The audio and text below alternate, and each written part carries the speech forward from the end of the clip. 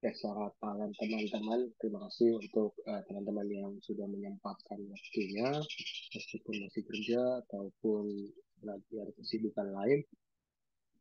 Saya harap ini bisa menjadi wadah diskusi juga ya, karena tadi saya udah ngasih tugas satu di app ini. Nanti bisa kalian cek apa sih tugasnya. Nanti kita juga diskusi di video ini. Jadi kalau misalkan kalian udah dengerin di Bitcoin, ya berarti kalian nggak perlu juga dengerin di YouTube-nya nanti.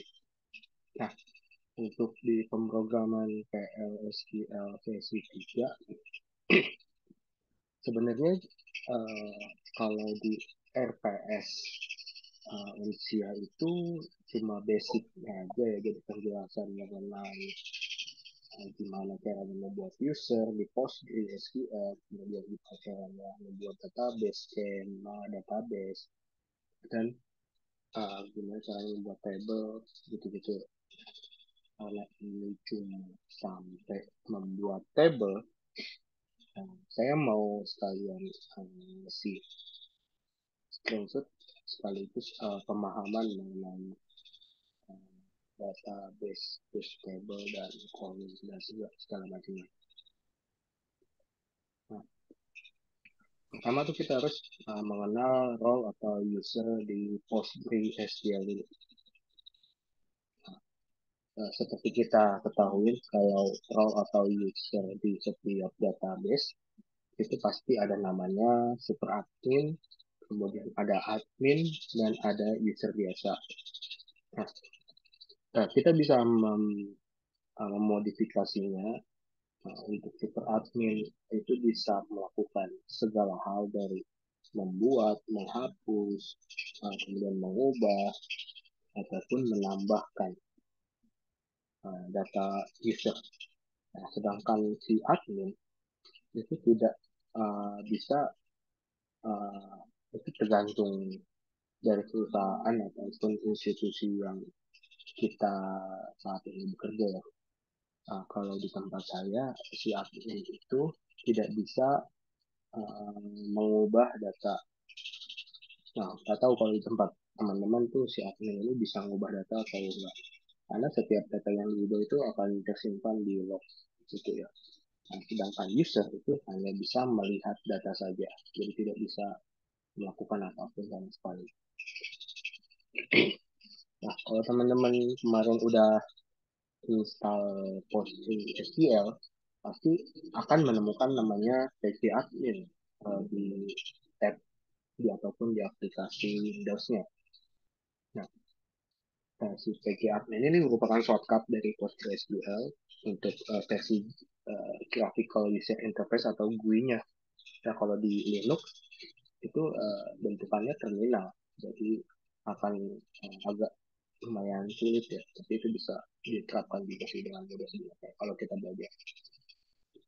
Nah, pertama-tama kita ingin mengetahui gimana sih cara membuat role atau user di PostgreSQL.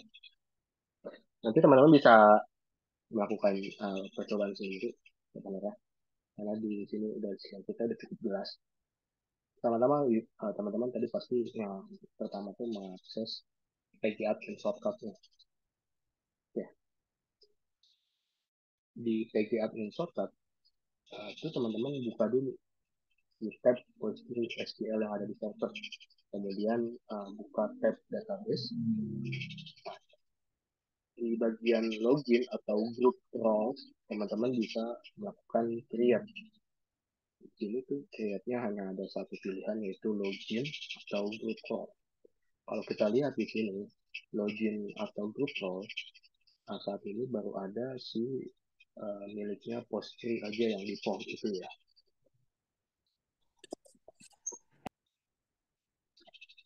Di sini saya mau bikin nama role-nya adalah Uncia.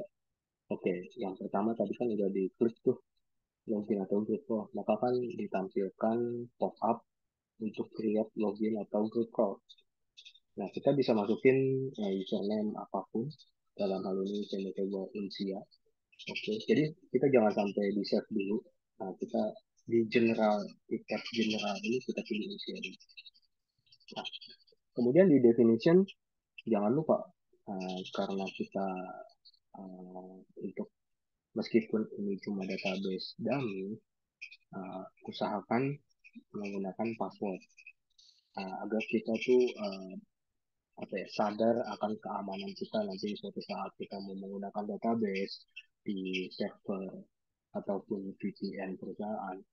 Nah, pastikan gunakan password. Kemudian nggak sampai situ, di bagian privilege ini kalian juga harus pilih mau apa sih yang bisa dilakukan oleh si usernya ini.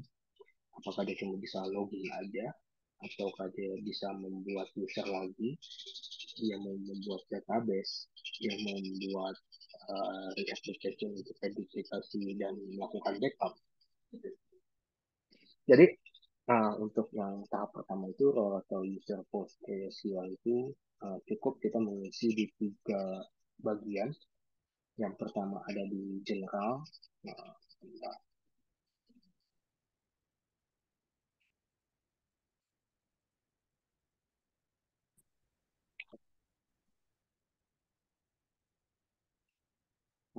yang pertama ada di general, kemudian ada di definition dan privilege. Gitu ya. Habis itu kita langsung bisa menyimpan. Nah, oke. Tahap pertama kita sudah bisa membuat user di Postgres. Nah, terus gimana sih cara membuat skema database? Oke, terkait dengan skema, mungkin bisa dikaitkan dengan relational database. Kalau teman-teman yang sebelumnya sudah melihat video, jadi database itu memiliki isi. Database itu terbagi ke dalam banyaknya table. Di sini bisa dijelaskan ada table 1, table 2, table 3, dan seterusnya. Kemudian di dalam table itu memiliki beberapa kolom. Ada kolom 1, kolom 2, dan seterusnya. Di dalam kolom itu memiliki baris atau yang bisa disebut dengan data. Nah, itu datanya bisa berbentuk apapun. Dalam hal ini misalkan di kolom nama, maka datanya itu akan berupa nama lengkap kita. Nah, untuk kedepannya, teman-teman akan diajarkan mengenai relational database pada database di universitas. Dalam hal ini, kita mau bikin 3 table. Yang pertama, ada table student, kemudian ada table subject, dan table learn. Nah, di table student, ini atau bisa dibilang ini mahasiswa ya. Nanti di sini ada name, kemudian ada nama lengkap, dan departemen si mahasiswa itu ada di mana. Kemudian untuk di table subject atau mata kuliah, ini akan berupa isinya itu subjek kode, kemudian ada subject name. Nah, untuk relational database saat ini masih belum ada master data. Jadi ini masih bersifat transaksional, di mana nanti si table learn yang akan menjadi transaksional dari table subject dan table student. Jadi setiap data yang disimpan oleh table student dan table subject nanti akan tersimpan di table learn gitu. Nah, di table learn nanti kalau kita ibaratnya di API itu kita cukup manggil si table learn subject kodenya, kita bisa relasiin ke table subject kode untuk mendapatkan si subject name, data subject name-nya. Ataupun kita kalau mau manggil si name ini datanya, kita tinggal di relation ke table study dari name ini yang primary key, subject kode juga primary key, kita bisa ngambil data-data uh, di sampingnya ini. Jadi kalau bisa dibilang tuh si master data itu didesain terlebih dahulu karena tujuan dari si master table itu untuk menangkap sistem atau data sistem. Nah, rancangan si table master itu kolom-kolom dan batasannya itu menggambarkan entitas di dalam sistem. Misalnya ada pengguna, kemudian ada table akun, pelanggan, dan lain-lain. Nah, itu akan dipetakan ke table master. Nah, kalau yang tadi dijadiin table transaksi, jadi kalau si table transaksi ini merupakan table yang mencatat aktivitas dari table lainnya. Nah, si table transaksi ini biasanya memiliki kunci untuk master record. Dalam hal ini kan tadi seperti kita tahu dia menyimpan si punya si penyanyi, kemudian sama subjeknya. Gitu. Nah, kemudian kita ke tahapan um, membuat database. Nah, untuk yang pertama, kalau tadi kan kita mau membuat user ya, jadi kita tadi tinggal pilih di klik kanan di login atau group role, nanti akan bisa ada muncul terlihat. Nah, ini sama kalau kita mau membuat database, jadi kita pilih dulu database, kemudian klik kanan di icon database, kemudian kita pilih create database. Gitu. Masih sama kayak yang tadi. Nah, jadi jangan lupa teman-teman kalau kita tadi ownernya sudah buat, jadi kita pilih ownernya yang baru itu Unsia bukan yang Postgre ya. Nah, kemudian database name-nya jangan lupa diisi. Dalam hal ini bisa dicoba di DB University. Nah, kita nggak cuma kayak di general aja, kita nanti akan mencampurkan juga di table. Jadi uh, kita mau dikasih lagi nih. Jadi apa sih database relasional? Itu bang tadi. Ya. Jadi database relasional itu merupakan kumpulan item data dengan hubungan yang telah ditentukan sebelumnya. Nah, si data-data ini disusun menjadi suatu table yang berisikan kolom dan baris. Nah, table itu digunakan untuk menyimpan informasi tentang objek yang direpresentasikan atau ditampilkan di dalam database. Setiap kolom pada table itu akan memuat jenis data yang berbeda tergantung atributnya. Data itu dapat diakses dengan berbagai cara tanpa mengulang table lagi. Kira-kira seperti itu kalau untuk yang relational database itu kita lanjutkan ke membuat table. Di sini karena kita sudah punya database university, maka kita pilih di DB University. Nah, kalau untuk membuat table di PostgreSQL itu agak tricky ya. Kalau bisa dibilang itu agak harus membuka-buka menu-menu banyak menu ini. Jadi kalau untuk si table ini berada di menu skema, kemudian kita harus membuka lagi itu di menu public di dalam skema. Nah, di mana di dalam public itu akan ada banyak menunya dan ada salah satu yang tersisipkan nih dalam menu table. Ya kita kalau membuat table jadi kita klik kanan di menu table, kemudian create dan klik. Nah, oke, di create table itu hampir sama dengan membuat database. Jadi ownernya itu kita bisa pilih. Nah, karena kita tadi membuat user Unsia, maka kita pilih Unsia. Kemudian skemanya tadi kan masuknya ke public, jadi kita pilih public. Nah, jangan lupa table ini itu kita namain student nih. Karena kan kalau bisa dilihat lagi di relational ini kita mau bikin 3 table, table student, table subject mata kuliah, kemudian table learn. Uh, dan itu relationnya antara table student dan table subject.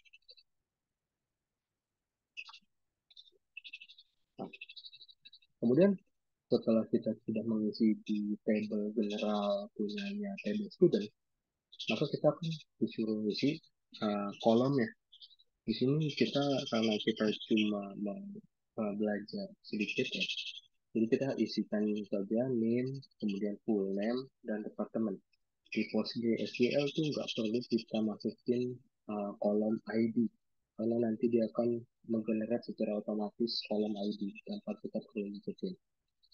Nah, kita mau bikin sini ini menjadi primary key dan tidak boleh kosong. Maka jadi kita harus menggeser toggle buttonnya untuk mengaktifkan menu dan sebagai primary key. Untuk data tipe data di table ini nanti akan dipelajari di uh, perkuliahan selanjutnya. Oke, kemudian kita set tadi. Nah, untuk yang table subjek juga sama seperti tadi, nanti teman-teman bisa lihat. Nah, itu juga sama. Nah, untuk table dan juga sama seperti itu. Ya. Oke, mungkin kalau dari mata kuliah hari ini tuh sampai sini, tapi saya mau jelasin tentang tugas pertama. Jadi biar teman-teman tuh nggak perlu belajar tapi dia terlalu lama. Jadi tujuan di tugas pertama ini, saya cuma pengen tahu nih teman-teman agar ngerti database PostgreSQL ataupun database lainnya. Jadi teman-teman bisa mencari pelatihan mengenai database ataupun ya misalkan database fisik ataupun database cloud itu terserah teman-teman, itu bisa secara online ataupun offline. Kemudian jangan lupa daftar registrasi dan selesaikan pelatihan tersebut sampai dengan mendapatkan sertifikat pemerintah. Nah, ini ya. Jadi sampai dengan mendapatkan sertifikat completion, bukan sertifikat participation. Karena participation itu berarti kan mengikuti saja, tidak melakukan uh, trial, pengujian ataupun uji cobanya. Nah, apabila teman-teman sudah mendapatkan sertifikat completion, maka teman-teman bisa menginputkannya di sini ya. Oke, gitu. Nah, kalau teman-teman sudah menginputkan, jadi tinggal komen saja di uh, diskusi pada tugas satunya. Itu biar saya cek juga. Nah, untuk pengumpulan tugas terakhir itu Minggu 26 November 2023 jam 11 atau jam 12 malam lah. Jadi kalau udah tanggal 27 berarti tidak saya terima gitu ya. Nah, kira-kira dari teman-teman tuh ada yang mau ditanyakan nggak? Hmm. Oh, Oke, ya gimana?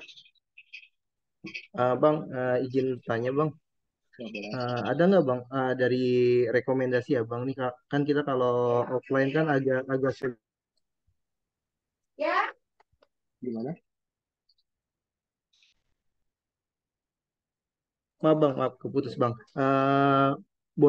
Boleh minta contoh ini nggak Bang rekomendasi pelatihan online Bang yang mungkin menurut Abang nih bisa bisa sampai dapat sertifikat completion Bang.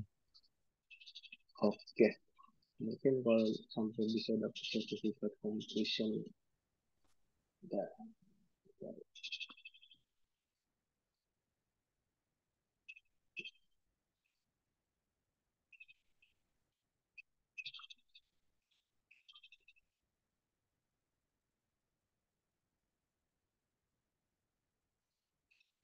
Oh, mungkin kalau dari saya sih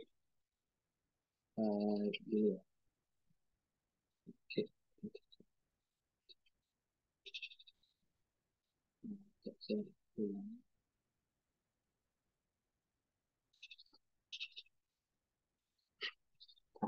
Teman-teman bisa melihat kan ya? Oke, siap-siap Bang, Udemy Bang ya. Siap. Kan di Udemy itu sebenarnya banyak yang gratisan ya. Itu kan kita mau belajar database.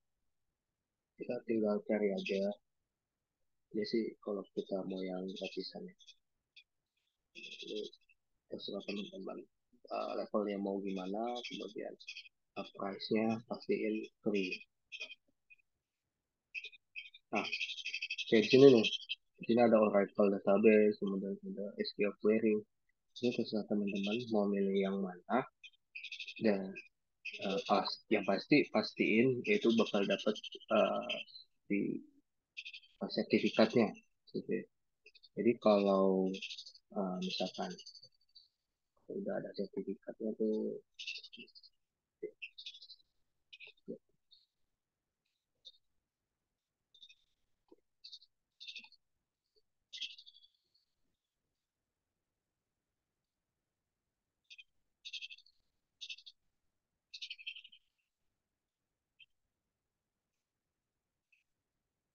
nah kalau ini uh, pelatihan saya nih, ini udah lumayan banyak sebenarnya sih, dan terakhir untuk disimpan doang sih, jadi bisa disimpan kapanpun.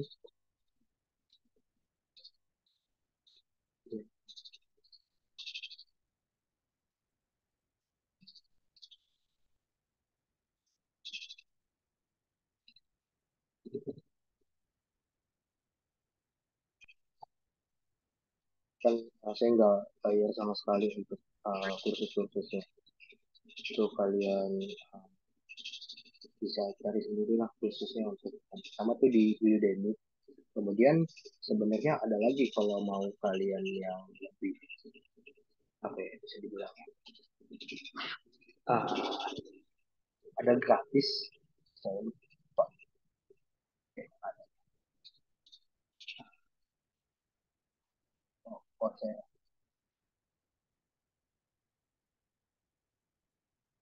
Nah ini lebih bagus sebenarnya kalau Coursera.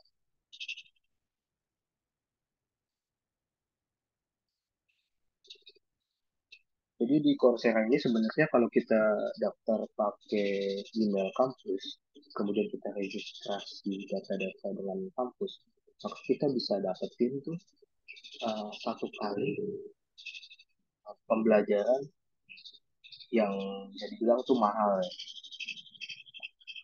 Jadi misalkan saya tuh itu uh,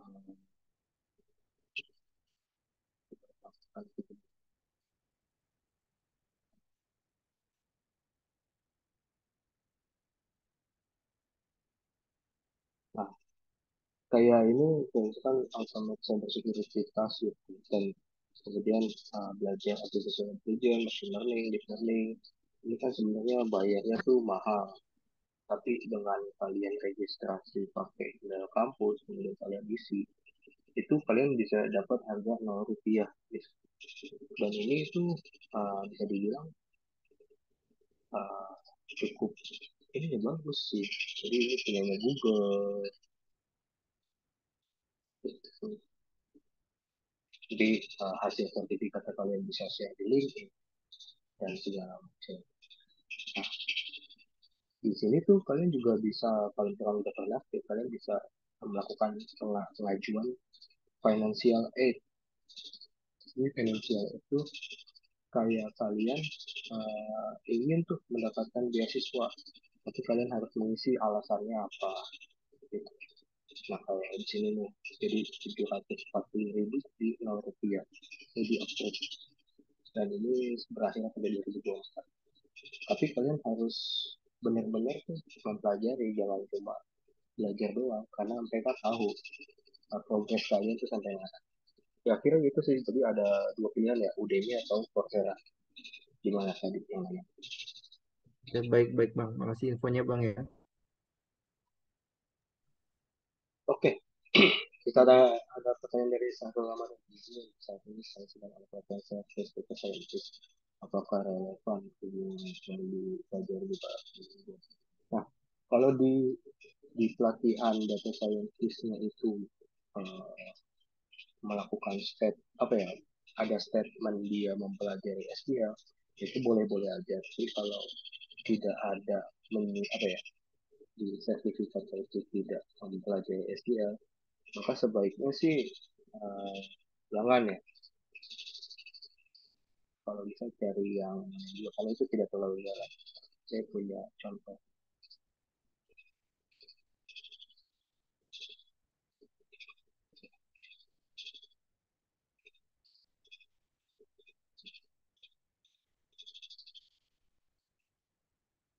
ya ini. Saya melakukan pelatihan di Kominfo itu untuk machine learning dengan nah di sini tuh dijelasin. Jadi pelatihannya itu videonya 216 jam. Nah itu ada apa aja? Di sini ada proyeknya, kemudian ada menggunakan tuh ada matematikanya, ada final exam. Kalau bisa tuh kalau emang ada SQL-nya tuh di sini dijelasin juga. Jadi bukan cuma sertifikat kayak gini aja gitu. Itu sih kalau jawaban saya ya Mas Arul ya. Oke, kemudian Mbak Camilla nih, bagaimana kalau sampai tanggal 26 November belum mendapatkan sertifikat karena masih pelatihan? Oh, kalau kalian masih pelatihan, kalian bisa screenshot uh, apa ya, membuat laporan dalam bentuk Word, terus kalian screenshot kegiatannya apa saja, terus jadwalnya, kemudian dibuat PDF dan diupload. Kayak gitu sih. Oke, dari Mas Salman, seperti kos sololan boleh? Oh, boleh. Kita apapun, nah, itu ada sertifikat completionnya ya, bukan participation. Karena kalau participation sih biasanya cuma ngikutin doang. Tapi nggak tahu kalian melakukan itu atau enggak. Kira gitu ya, teman-teman ya. Ada lagi nggak nih yang ingin ditanyakan?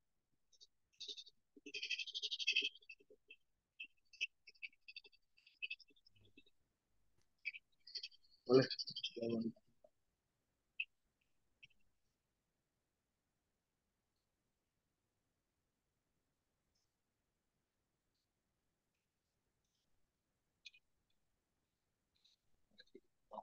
Kalau kan mau di coding, mau Udemy, mau Coursera, mau Udacity, testing boleh. Semuanya yang penting sertifikatnya itu completion, bukan participation ya. Kemudian kalau yang masih pelatihan dan belum sampai tanggal yang itu dapat sertifikatnya, kayak tadi saya bilang, nah, kalian screenshot aja schedule pelatihan itu berapa lama, kemudian kalian foto, kalian sudah sampai mana progresnya, dan kalian input ke dalam bentuk PDF di link yang saya kasih di tugas satu.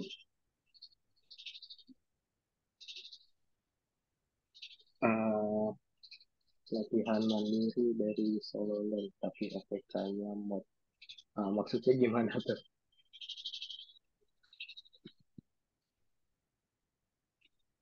Gimana Mas Hairul?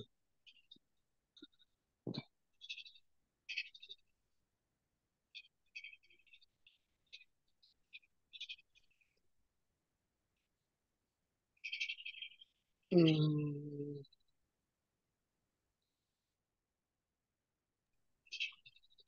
kalau saya jujur ya nggak bisa komen karena lebih baik sih ya diusahakan tuh jangan kecelakaan. Nah, itu membahayakan juga. Karena kalau teman-teman ada yang ikut kelas saya tuh di dasar keamanan komputer, kemudian network programming, itu saya ngasih tutorial tuh gimana komunikasi jaringan komunikasi yang tidak aman bisa di intercept. Nah itu kalau bisa sih jangan rekan ya. Nanti ya gimana ya. Rekan itu sebenarnya akan membahayakan perangkat kita dan juga identitas kita sih. Nah, kalau yang AWS tuh bisa itu. Nah, kan tadi saya bilang juga ya mau itu database-nya cloud atau tidak, yang penting kalian sertifikatnya completion database apapun ya, nggak harus PostgreSQL. Bahkan kalau bisa sampai database itu dibikin API itu malah lebih bagus. Kalau untuk yang aplikasi crack, saya sarankan jangan pakai aplikasi crack. Mending kalian melakukan registrasi di yang tadi saya jelasin di Coursera. Meskipun itu gratis, tapi kan lumayan tuh. Kita juga mendapatkan ilmunya yang bagus juga. Terus, apakah ada lagi nih? Kalau tidak ada, biar teman-teman bisa bekerja dengan nyaman, melakukan kuliah tanpa beban. Kalau masalah absen sama saya sih gampang ya, penting kalian tuh buka videonya atau melakukan aktivitas di Edlink dan jangan lupa ngerjain tugasnya gitu aja sih.